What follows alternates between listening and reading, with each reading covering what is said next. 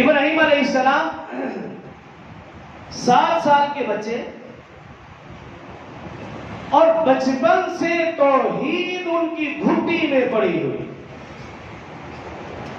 ماں سے سب سے پہلی جو انہوں نے بات کی، یا امی مر ربک، اے امی جان ذرا بتاؤ تو صحیح آپ کا رب کون ہے؟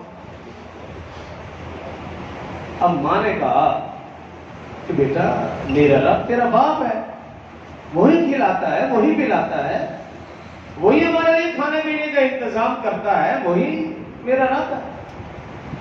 نعوذ باللہ من ذالک۔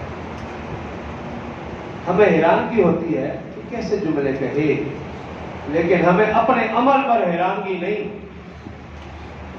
میں اور آپ اپنے یقین پر غور کریں، ہم میں سے ہر ایک کے دل و دماغ میں یہ بات گھسی ہوئی ہے کہ میرا گھر چلتا ہے تو فیکٹری سے، میرا گھر چلتا ہے کارخانے سے، میرا گھر چلتا ہے ملازمت سے، میرا گھر چلتا ہے دکان سے، دکان نہ کھولوں تو گھر نہیں چلتا۔ یہ الفاظ وہ ہیں جو ہماری زبان پر زبان عزت عام ہے، ہر شخص یہ کہہ رہا ہوتا ہے اور یہ سمجھتا ہے اور یہ یقین رکھتا ہے، دکان کھولوں گا تو کچھ آئے گا، نہیں کھولوں گا تو کہاں سے؟ اس یقین کے اوپر جو محنت ہو رہی ہے اس کا نام دعوت و تبلیغ، کہ میرے اور آپ کے دل و دماغ میں یہ بات بیٹھ جائے سب کچھ کرنے والی ذات اللہ کی ہے، خالق مالک رازق وہی اللہ ہے، یہ دکان، یہ کارخانہ، یہ فیکٹری، ملک، یہ ایک بہانہ اور کوشش کا درجہ ہے، ورنہ اللہ چاہے بغیر اسباب کے سب کچھ دے سکتے ہیں۔ لیکن چونکہ ہمیں حکم یہ ہے کہ تم نے رزق کی تلاش میں نکلنا ہے، کوشش کرنی ہے، ہاتھ پاؤں مارنے ہیں حلال طریقے سے، تو اس درجے میں ایک کوشش ہے، باقی خالق مالک رازق وہ ایک اللہ۔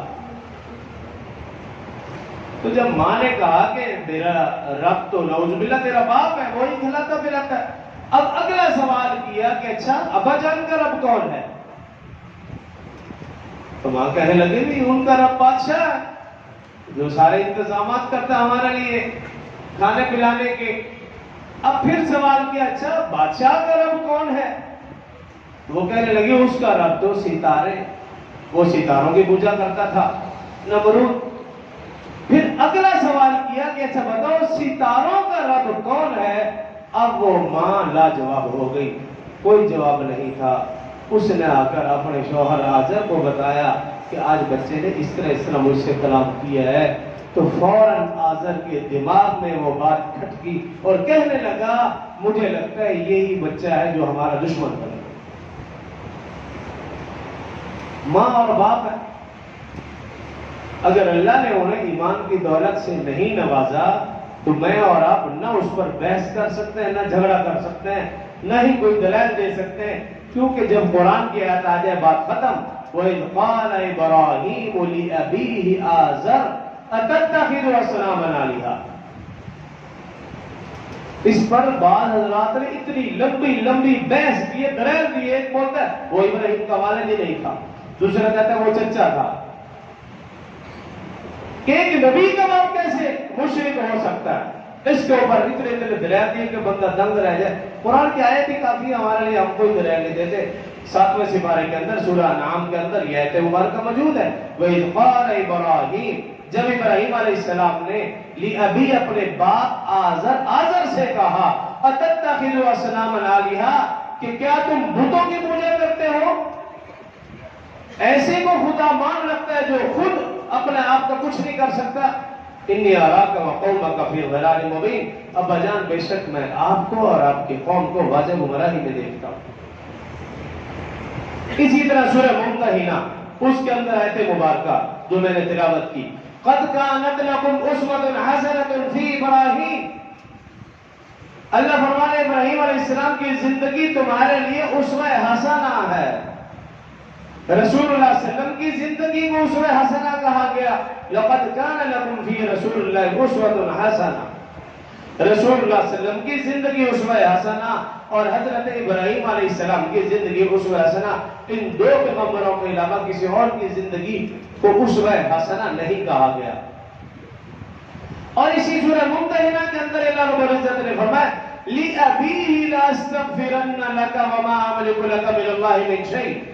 ابراہیم علیہ السلام اپنے باپ کے لیے استغفار کی دعا کرتے تھے، اللہ رب العزت نے انہیں روک دیا، ڈانٹ دیا، وہ ان کے لیے استغفار کی دعا نہیں کرنی، کیونکہ استغفار کی دعا یہ ایمان والے کے لیے ہے، کافر کے لیے نہیں۔ تو ابراہیم علیہ السلام کے والد ماجد قرآنی آیات کے مطابق ایمان والے نہیں تھے، اور ان کی والدہ ماجدہ جیسا کہ ان باتوں سے وہ بھی ایمان والی نہیں تھی، تو یہ کوئی انوکھی بات بھی نہیں ہے۔ بے شمار پیغمبر ایسے ہیں جن کے ساتھ ایسا معاملہ ہے، کسی کی بیوی، کسی کا بیٹا۔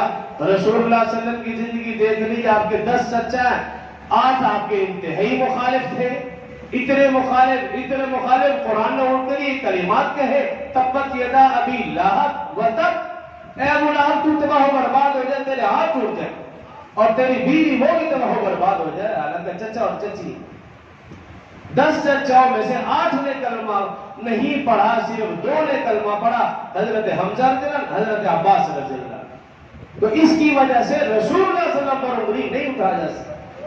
6 پھوپھیاں تھی، 2 نے کلمہ پڑھا، 4 نے نہیں پڑھا۔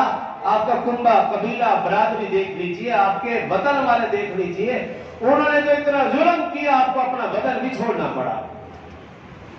تو اس وجہ سے کسی نبی کے اوپر انگشت نمائی نہیں کی جا سکتی۔ تو حضرت ابراہیم علیہ السلام کے والد اور والدہ قرآن اور احادیث کی روشنی میں وہ ایمان والے نہیں تھے۔ اسی طرح پھر اپنے باپ سے بھی مکالمہ کیا، اپنے باپ سے پوچھے، ابا جان تمہارے رب کون؟ باپ نے بھی وہی جواب دیا، کہا بھی میرا رب نمرود بادشاہ ہے۔ پھر پوچھا بھی نمرود کا رب کون؟ کہا ستارے۔ پھر وہی بات کہ بھئی ستاروں کا رب کون؟ اب ماں باپ بھی دشمن